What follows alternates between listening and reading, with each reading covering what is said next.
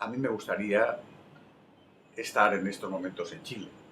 Por razones diversas no puedo estar. Espero venir algún día en persona. Por eso rodamos esto para, dado que no puedo estar en persona, por lo menos estar virtualmente. No solo voy a estar virtualmente, sino también estaré representado, muy bien representado, por Miguel Ciria, que es un arquitecto, colaborador mío, que es el que ha hecho conmigo, hemos hecho los dos juntos el proyecto para COP que cura. Eh, para nosotros es un honor el poder trabajar en Chile. Eh, y el origen del trabajo es precioso, aunque sea por razones de un desastre, pero sin embargo el poder colaborar de alguna manera a que las cosas sean más positivas a través de unos proyectos, yo creo que reflejan bien el cómo la arquitectura influye de una manera eficaz en la vida de los pueblos.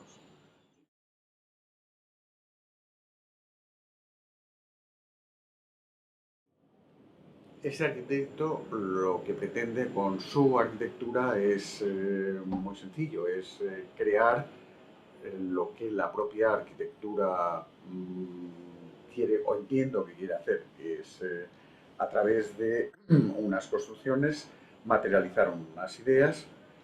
Por eso hablaré siempre de que la arquitectura es idea construida, que esas ideas tienen que ser capaces de ser construidas. Yo les digo a los alumnos últimamente que no toda ocurrencia es una idea. Hay veces que piensan los alumnos el que se les ocurre algo y ya eso es una idea. Una idea en arquitectura es algo bastante más complejo. Sería algo parecido a un diagnóstico de un doctor. Se nos da un terreno o un sitio o un solar en la ciudad histórica o un terreno en un sitio despojado o lo que fuere. Se nos piden unas funciones, pues que se quiere que se haga una casa o que se haga un centro cultural o que se haga un teatro o una iglesia. Se nos dice que hay un dinero, que hay unos medios, entonces para construirlo depende de los medios, la construcción será más económica o menos económica. Y todo eso con muchos más datos que convergen, que sería muy largo relatar todos. Un arquitecto debe hacer como, o bien como hace un médico, que es analizar todo aquello y dar un diagnóstico. Y ese diagnóstico, evidentemente, tiene que ser tiene que concretarse en un edificio, en un espacio construido. También a veces yo lo comparo con que es una operación de destilación, como cuando se hace un vino, pues son los muchos ingredientes y luego se destila y aparece algo distinto, nuevo, maravilloso, que es el vino. Pues ya sea un vino estupendo, y aquí en Chile hay unos vinos estupendos, o ya sea un diagnóstico médico donde se va a resolver el problema que se plantea, el arquitecto, esa idea, que es esa síntesis, ese resumen de tantas cosas, que evidentemente, insisto, y que tiene que tener la capacidad de ser construida. Si una idea es maravillosa pero no puede ser construida, pues sería inválida, es inválida. Entonces, hay que construirla y se construye. Por eso reclamo la idea. No se podría construir nada si no hubiera una idea. Pero sin embargo, hay una cosa preciosa que yo querría apuntar aquí y que es una de las cosas que yo intento personalmente con mi arquitectura. Es un intento un poco vanidoso, pero bueno, pero yo creo que todo creador debe intentarlo, que es la permanencia en el tiempo. O sea, la capacidad de que una obra, si es seria, si es rigurosa, si está en esas coordenadas que estoy yo planteando, evidentemente esas obras van a ser capaces de permanecer en el tiempo.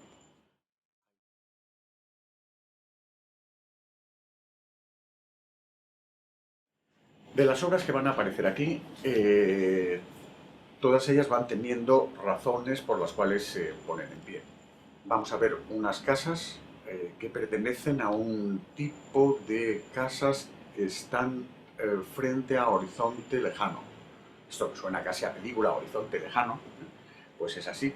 Si estamos haciendo, y en este caso hay varias casas, y ahora aparecen unas imágenes, aparecerá una imagen de la casa de Blas, que es una casa muy conocida, o la casa Olli Hispano en Nueva York, o la casa Rufo en Toledo. Son casas que todas ellas planteo un podio para levantar un plano horizontal frente al paisaje de horizonte lejano, de manera que subrayan el paisaje. Y después, como situado sobre ese plano, uno necesitaría cubrirse para protegerse de la lluvia, del sol, de las inclemencias del tiempo, pues entonces aparece un elemento más ligero eh, donde normalmente se va a estar. Entonces esa especie de doble juego, de un podio en el cual vamos a vivir, o vamos a ver parte de la vida que se va a desarrollar allí, y otra parte más ligera sobre ese podio, lo que arquitectónicamente decía un autor conocido que era Semper, Gottfried Semper, y que después recoge Kenneth Frampton, de la parte estereotómica pesante de la arquitectura y de la parte ligera de la arquitectura sobre esa parte pesante, o para decirlo de manera más sencilla, la cueva y la cabaña.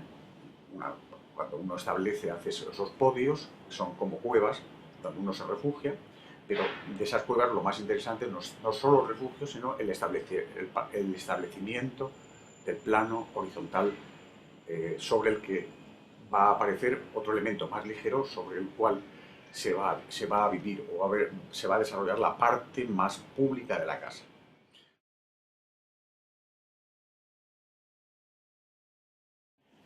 La casa Moliner, por el contrario, dado que está inmersa en un tejido de una ciudad de la parte nueva de Zaragoza, en la parte, cuando digo nueva, yo preferiría no dar más calificativos porque serían peyorativos, entonces la casa no se abre a aquel entorno que no es precisamente muy agradable.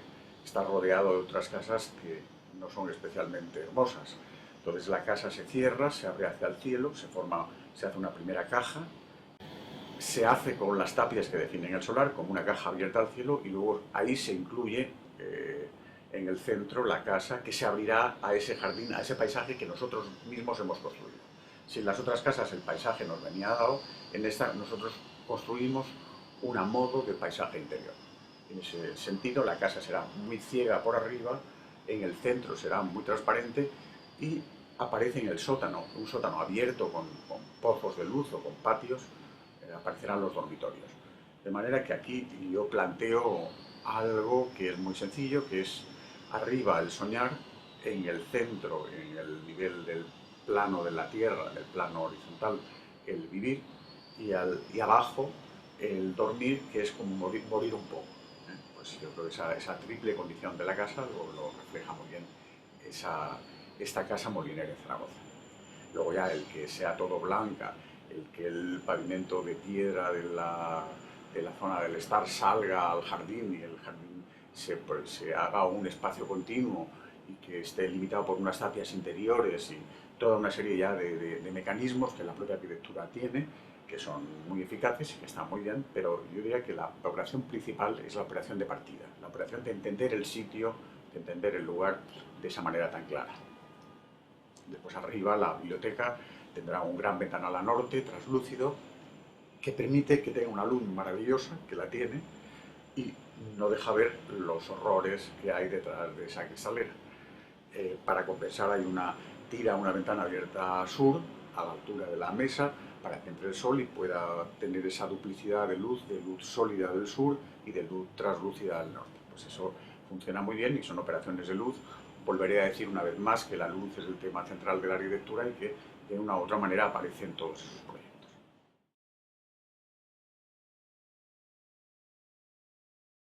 Si en vez de el paisaje abierto del horizonte lejano o la ciudad nueva no especialmente interesante, estamos en la ciudad histórica, en este caso el proyecto que presentamos es el proyecto de Zamora, que es un proyecto de unas oficinas que son para el llamado consultivo, que son los senadores de la Junta de Castilla y León, en este caso, pero que el tema más importante es que estamos frente a la Catedral de Zamora. una catedral románica que trabaja todavía con piedra, con unos muros fuertes. Entonces enfrente, en lo que era un antiguo jardín de un convento de monjas, se nos da como solar para construir nuestro edificio. Nuestro edificio pertenece al tercer milenio en el que estamos, pero sin embargo tiene que dialogar con la catedral, tiene que utilizar la memoria, que es un instrumento también, la memoria, un instrumento necesario para los arquitectos y para todos los creadores. Bueno, pues frente a la catedral elaboramos una solución muy sencilla y muy clara, casi obvia. Una gran caja de piedra abierta al cielo, una vez más. En este caso la piedra será la misma piedra de la catedral, con unas dimensiones que en este caso queremos que pertenezcan a lo que es posible hacer en este milenio nuevo en el que estamos, que es las piedras serán del tamaño mayor que nos permitan los telares, los que se llaman telares donde se cortan las piedras, los telares de las canteras. Si en una cantera se pueden sacar unas piedras enormes, pues vamos a ver sin hacer nada raro, el tamaño mayor de las piedras que sean capaces de ser extraídas de esa cantera y cortadas por los telares serán las que nosotros utilicemos. Frente a hacer una arquitectura mimética, que sería hacer una arquitectura con los mismos elementos formales que la catedral, que sería ridículo, pero que a veces los arquitectos lo hacen o lo han hecho, respondemos con una caja muy abstracta, muy seca, muy sencilla, abierta al cielo, que lo que tiene en común con la catedral es la misma piedra, con lo cual el diálogo es inmediato. Dentro de esa caja, que el interior también sigue siendo de piedra, suelo y paredes, introducimos o incluimos una caja de vidrio exquisita, delicadísima, transparente hasta la última línea, con una solución también muy sencilla de lo que llamamos los arquitectos un muro trombe, que es una fachada doble de vidrio, donde en este caso la fachada interior es donde se resuelven los problemas térmicos de primera instancia, con carpinterías, con ventanas que se abren o que se cierran, y la fachada segunda se hace con vidrios que están sostenidos todos con silicona estructural, no hay ni un elemento metálico, de manera que la transparencia es total. Entre esas dos pieles se producen unas corrientes de aire que son naturales y forzadas con aire acondicionado, de manera que esa funciona como un colchón climático y todas las teorías que puedan ahora esgrimir de sostenibilidad y de cosas por el estilo, todas se cumplen de la manera más sencilla del mundo.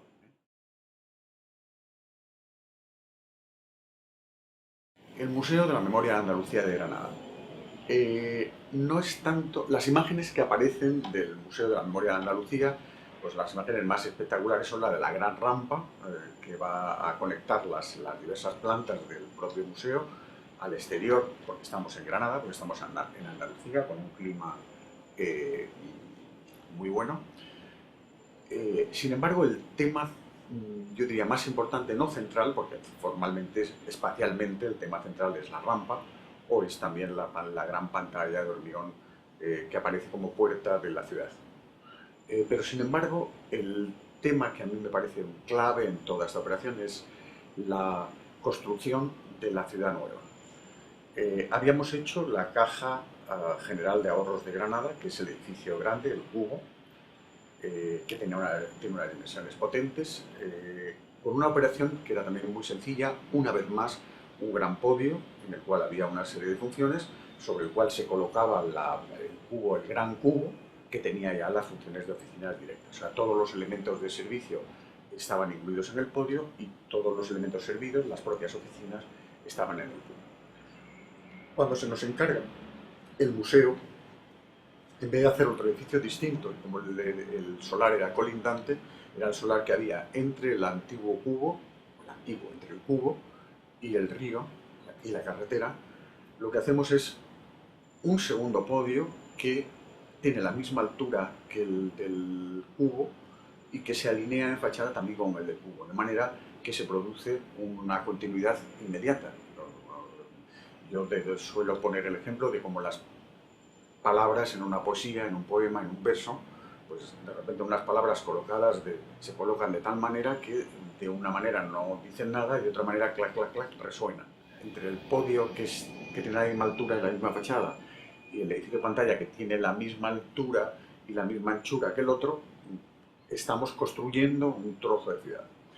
Esas operaciones, esos mecanismos que son tan propios de la arquitectura, que a veces protestamos los arquitectos. Y yo creo que con las arquitecturas estas superficiales, todas ellas se revuelven contra los temas de alineaciones.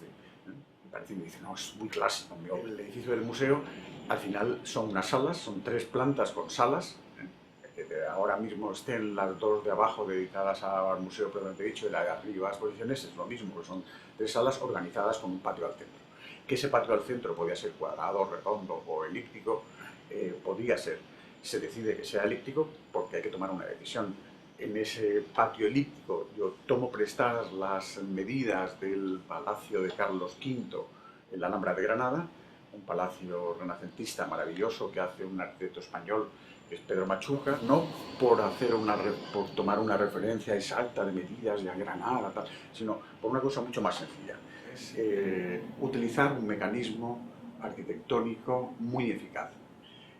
Yo les explico a los alumnos que cuando uno se pone las manos delante de los ojos, controla las manos perfectamente. Cuando las va retirando, uno sigue viendo las manos hasta que en un momento dado desaparecen, ya no las controla uno. Pero un momento antes hay un momento límite en el cual están todavía dentro del campo visual. Este ángulo de la visión es el que está recogido o está materializado en el Palacio de Carlos V, donde uno, cuando está en el punto más distante, pegado a una de las paredes o a la pared, porque al ser circular, uno todavía controla todo el espacio completo.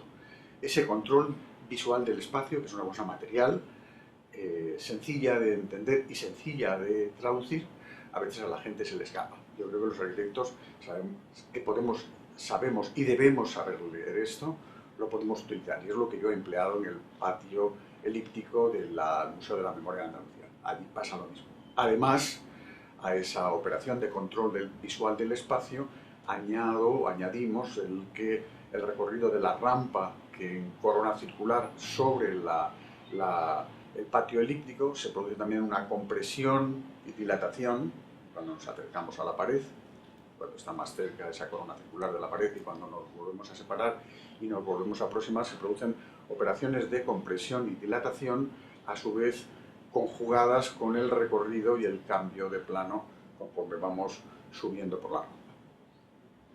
Todas esas operaciones, todos esos mecanismos conjugados son capaces de producir algo parecido a lo que llamamos suspensión del tiempo, o esa conmoción fuerte que es capaz de producirse en los espacios arquitectónicos que nos interesan, como eso.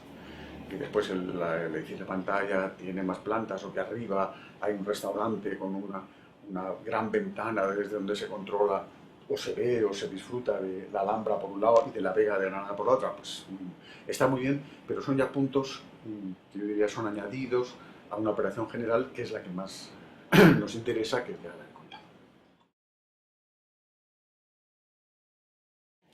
De la misma manera que cuando las casas, hemos visto las casas podio, que en el fondo es un plano horizontal elevado frente al paisaje de horizonte lejano, esa operación todavía más abstraída la hemos desarrollado, o la he desarrollado en el último proyecto construido, que es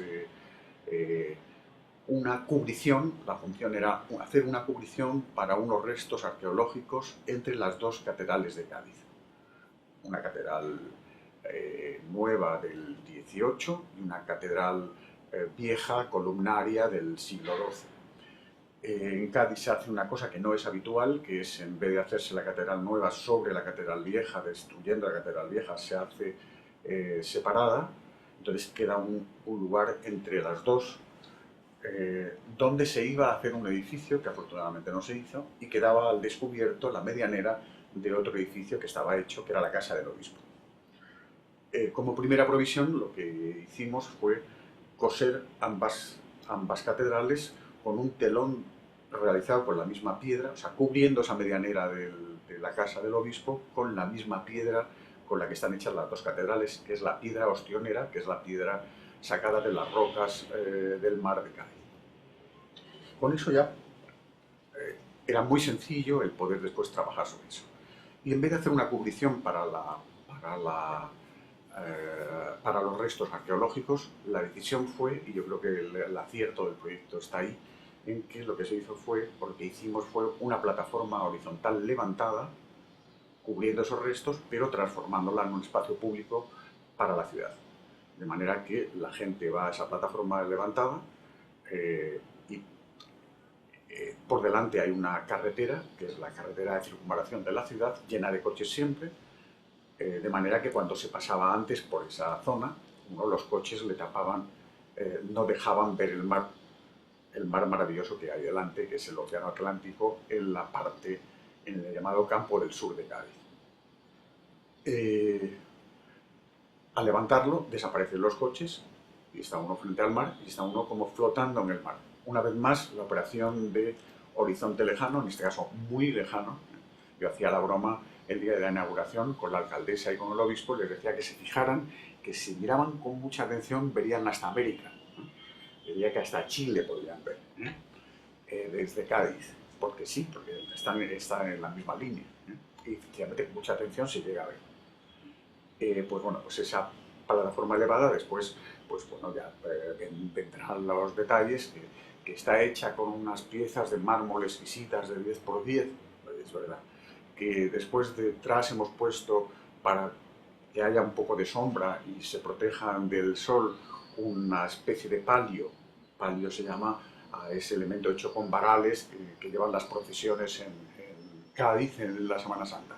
En este caso es una estructura hecha con 8 pilares blancos y con una cubierta muy ligera, muy delicada, que yo hubiera querido que esa estructura, como nuestra torre de Copquecura, tuviera unas bandas de tela que pudieran hacer como de toldos, que con el aire se movieran, pero la casa del obispo que está detrás, con las ventanas y con las oficinas, nos dijeron que, bueno, que si no les íbamos a tapar la visión del mar maravillosa, entonces pues no lo hemos puesto, pero sin embargo funciona muy bien, funciona, da sombra y protege de la lluvia ese palio. Pero la operación principal es el levantar el plano horizontal. Sería casi como una alfombra de Aladino, una alfombra volante, donde uno se monta y deja de ver todo el resto, los coches y todo ese entorno menos agradable, está abrazado por las dos catedrales y frente al mar. Y es tan sencillo como eso, no tiene más misterio. Y después hay una rampa que sube, que después debajo va a ser una sala de exposiciones temporales del propio ayuntamiento. Pues bueno, ya son cosas todas ellas secundarias, o que nosotros hemos llegado con nuestro pavimento de mármol hasta la acera, y la acera también está hecha con el mismo pavimento de mármol. Pues son detalles que, yo diría, colaboran todos a la operación principal, que es el plano horizontal levantado, el establecimiento del plano horizontal, el plano horizontal plano.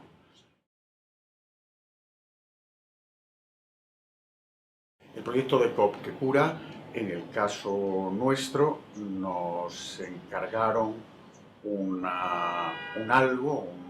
modo de centro cultural, o como queráis llamarlo, en una playa, en un lugar muy fuerte porque era muy sencillo, es el borde de una playa, entre la playa y la carretera, y la decisión nuestra fue establecer, una vez más, una operación arquitectónica muy básica, establecer una plataforma levantada para poder establecerse allí a desarrollar las funciones que se nos piden. Esa plataforma levantada en hormigón, de manera muy sencilla, en hormigón, en este caso hormigón con piedra del lugar. Intentamos también interpretar las construcciones vernáculas, la manera de construir que se utiliza en Copquecura, para responder de la manera más sencilla y también más actual o contemporánea, pero sin olvidar la historia. Como Pedro de Valdivia, que es el fundador de Santiago, establece una malla cuadrada, una malla que al final es la malla romana, es la trama romana, es la grilla romana que dicen los italianos. Pues eso es el cuadrado como como elemento básico geométrico que es capaz de ordenar el territorio también en planta. Entonces esto también está en nuestro intento de con estos elementos muy sencillos el ordenar el paisaje, y entonces la decisión de que sea un cuadrado en la plataforma sobre la que trabajamos, ese cuadrado a su vez dividido en cuadrados, como si fuera una grilla, esa cuadrícula con el propio hormigón y después rellena de piedra recogiendo las costumbres del lugar, creo que es también que es importante y que es muy clara y que es muy sencilla.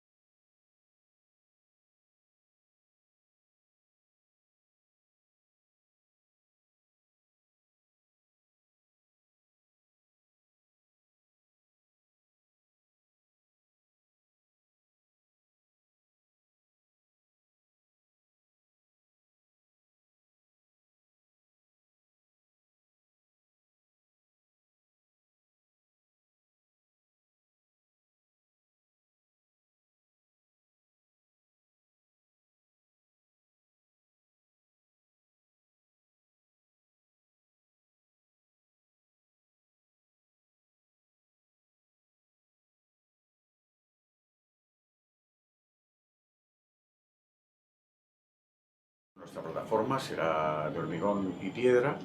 Sobre ella estableceremos una pieza que es la principal de 12 por 12 metros, dividida en cuadrados de 4 por 4, una estructura de hormigón reticular que después acrisalaremos eh, para poder estar frente al mar, con una visión del mar muy bonita, que ya las tenemos en la propia plataforma, y ahí se desarrollarán los actos y las funciones que fueren. Para servir a esta pieza hay otra pieza pequeñita de 3 cuadrados de 4 por 4, donde irán las oficinas y los pequeños elementos de servicio imprescindibles.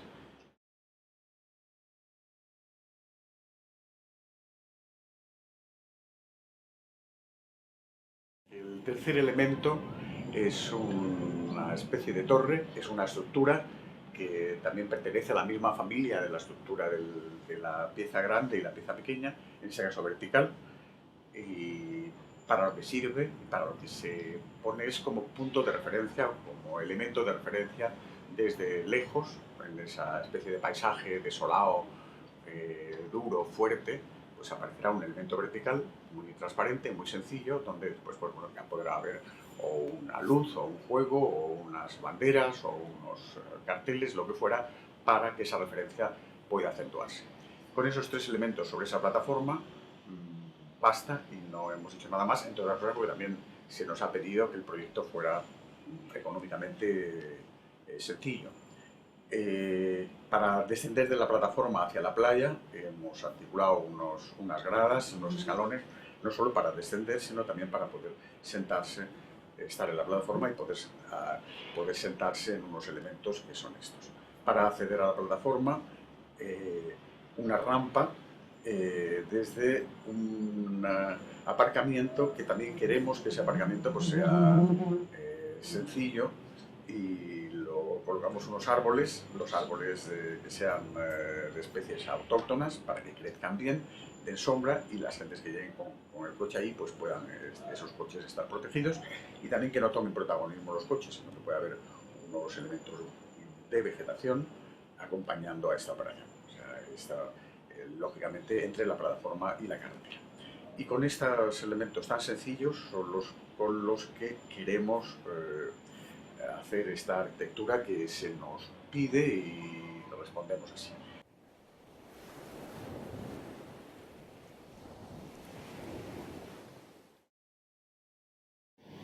Bueno, sí querría también, dentro de toda esta este discurso que se me pide o este parlamento que se me pide, agradecer especialísimamente a Mauricio Pezo, a Mauricio y a Sofía, los dos, su interés, primero su invitación generosa, muchísimas gracias, pero además el interés con el que siguen todo este proyecto, y todo este proyecto no solo el nuestro, sino el de toda la operación. Yo creo que es muy generoso por su parte el volcarse en su país, en Chile, ofreciendo el gestionar toda esta operación, que creo que es una preciosidad. Entonces me gustaría dar las gracias expresamente a ellos y evidentemente también a Chile, ¿no? A donde espero venir pronto en persona.